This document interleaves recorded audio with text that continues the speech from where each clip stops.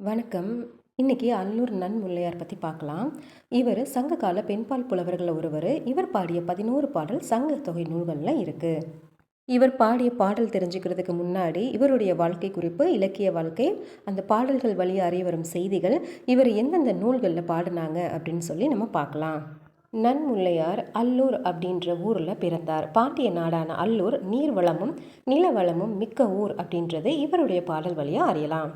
இவருடைய பாடல்கள் அகநானூற்றில் 1, புறநானூற்றில் 1, குறுந்தொகையில் 9, மொத்தம் 11 பாடல்கள் சங்கத்தொகை நூல்களில் இடம்பெற்றுள்ளன. நன்முல்லையாரோட புறநானூற்று பாடல் என்ன கருத்தை வலியுறுத்துது பார்க்கலாமா? புறநானூற்றில் 306வது பாட்டை பாடியிருக்காங்க. பார்த்தீங்கன்னா, மூதின் முல்லை துறை.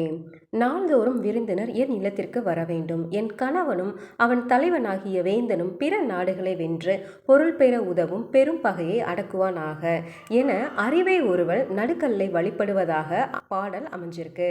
இந்த பாடல்ல சில எழுத்துக்கள் சிதைந்து கடிச்சிருக்கு. நீர் சிறிதளவே உள்ள நீர்த்துறையையும் முல்லையுடைய கலர்கொடிகளால் ஆகிய வேலி சூழ்ந்த அழகிய சிறிய குடிகளையும் உடைய சிற்றுரை பற்றிய செய்தியும் இதில் சொல்லப்பட்டிருக்கு. அடுத்ததா அகநானூறு பாடலை பார்க்கலாமா? திணை மருத திணை. துறை என்னன்னு பார்க்கலாம். வாயில் வேண்டி சென்ற தலைமகற்கு தோழி வாயில் மறுத்தது அப்படின்ற துறையிலிருந்து தான் இதை எடுத்திருக்காங்க. எருமை சேற்றிலே கிடக்க விரும்பும் ஊரே உறங்கும் வேளையில் தன்னை கட்டியிருந்த கயிற்றை அறுத்து கொண்டு முள் வேலியை தன் கொம்புகளால் விலக்கி கொண்டு சேற்றில் இறங்கி வண்டு மொய்த்து கொண்டிருக்கும் தாமரை மலரை மேயும். அப்போது அங்குள்ள மீன்கள் ஓடும், வள்ளை கொடி மிதுபடும் என தலைவனை தலைவி பழிப்பதாக பாடல் உள்ளது. என் கை வளைகள் கலன்று விழுந்தாலும் பரவாயில்லை, நீ பரத்தையுடன் மகிழ்ந்திரு என வாழ்த்துவதாக இப்பாடல் உள்ளது. கொற்றச் செழியன் பகைவனின் யானைப்படையை தன் வாழ்படை கொண்டு வென்றவன் அவன் ஊர் அல்லூர் என்ற ஊர் சிறப்பும் உள்ளது. குறுந்தொகையில் அடுத்து என்ன செய்தி சொல்லியிருக்காங்கன்னு பார்க்கலாமா? உவமையை பற்றி சொல்லியிருக்காங்க. சிறு மழை பெய்தவுடன் பூக்கும் மஞ்சள் நிற நெருஞ்சி பூக்கள் நெருங்கி பூத்திருக்கும், பின் காயாகி முட்களாக மாறும். அது வழியில் செல்வோரை மட்டுமில்லாது அவர்களுக்கு அடுத்து அருகில் இருப்பவரையும் வருத்தும். இதை போலவே உறவின் முதல் இனிமையை வழங்கிய தலைவன் பின் பிரிந்து மறைந்து காண வாராமலாகி தலைவியை வருத்துவதற்கு ஒப்புமையாக சொல்லப்படுது. அறிவுரை அடுத்து சொல்லியிருக்காங்க. தன் மீது அன்பும் ஆர்வமும் கொண்டு மதியாதார் முன் மண்டியிட்டு வாழ்வதை விட மாண்டு மறைதல் மாண்புடையது அப்படின்னு சொல்லியிருக்காங்க. அடுத்த பாடல் பூப்பின் புறப்பாடு ஈராறு நாளும் நீத்து அகன்று உரையார் என்மனார் புலவர். தொல்காப்பியத்தில் இந்த வரி சொல்லியிருக்காங்க. இது எதுக்காக சொல்லியிருக்காங்கன்னா, மகளிரின் மாதவிலக்கு நாளில் இருந்து 12 நாள் கணவன் மனைவியுடன் இருக்க வேண்டும் என்பது தமிழர் நெறி. மாதவிலக்கடைந்த மனைவி ஒருத்தி சொல்வதாக ஒரு பாடல் இதற்கு சான்றுரைக்கிறது. அடுத்த பாடல் பொருள் தேடி செல்லலாம் என்று நினைத்த தலைமகன் தன் காதலியை எண்ணி பின்தங்கிவிட்டான்.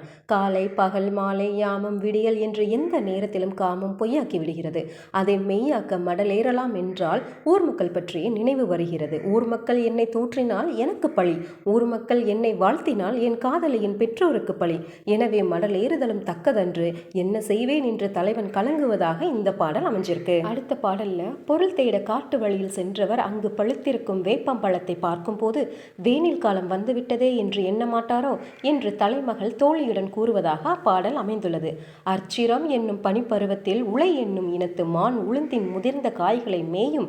அதை பார்த்தும் அவர் இல்லம் திரும்பவில்லை. என் நெஞ்ச நோய்க்கு அவர் வருகை என்று வேறு மருந்து இல்லை என்று தலைவி வருந்துவதாக பாடல் உள்ளது.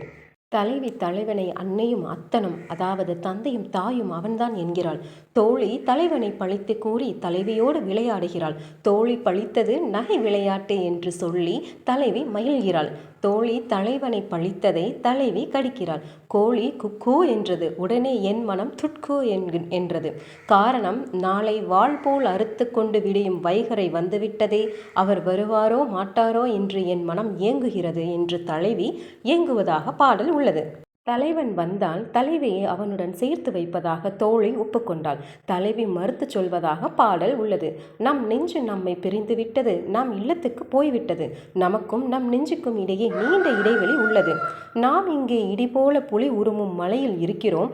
நம் மனம் அங்கே போய் என்ன செய்கிறது என பொருள் தேடி முடிந்த பின் தேரில் இல்லம் மேலும் தலைவன் தன் தேர்ப்பாகனிடம் சொல்வதாக பாடல் உள்ளது. இதுவரைக்கும் குறுந்தொகை பாடல்களை பார்த்தோம். பிற செய்திகளை இப்போ பார்க்கலாம். பாண்டிய நாட்டை பற்றி சொல்லி சொல்லியிருக்காங்க. பாண்டிய நாட்டின் செல்வம், அணிகலன்கள் அணியும் விருப்பமுள்ள மக்கள், பொற்கொல்லர்கள், பவள வடிவில் அமைந்த பொற்காசு மாலை பற்றிய செய்திகளும் கொடுத்துருக்காங்க. உவமை சொல்லியிருக்காங்க. பொற்கொல்லர் காசு மாலையை செய்து கொண்டிருந்த காட்சி கிளி ஒன்று வேப்பம் பழத்தை வாயில் வைத்து கொண்டிருந்த காட்சியோடு ஒப்பிட்டு சொல்லியிருக்காங்க. அந்த காலத்திலேயே சகுனம் பற்றிய நம்பிக்கையை பற்றியும் சொல்லியிருக்காங்க. காட்டில் வாழும் ஆண் ஓதி, ஓதினா ஓணான் வகையில் ஒன்றான பச்சோந்தி, தன் பெண் ஓதியை அழைக்க போடும் சத்தத்தை நல்ல புல்னா சகுனம் சொல்லுவாங்க. நல்ல சகுனம் என்று தமிழ் சமூகம் கருதிய செய்தியும் இங்கே கொடுத்துருக்காங்க. தேர்வுக்கு அவங்க கேள்வி கேட்கும்போது இந்த கருத்தை நல்லா தெரிஞ்சுக்கிட்டீங்கன்னா உங்களால் ஈஸியாக அட்டன் பண்ண முடியும். இதே மாதிரி இன்னும் நிறைய படிக்கலாம், நிறைய தெரிஞ்சுக்கலாம். நன்றி, வணக்கம்.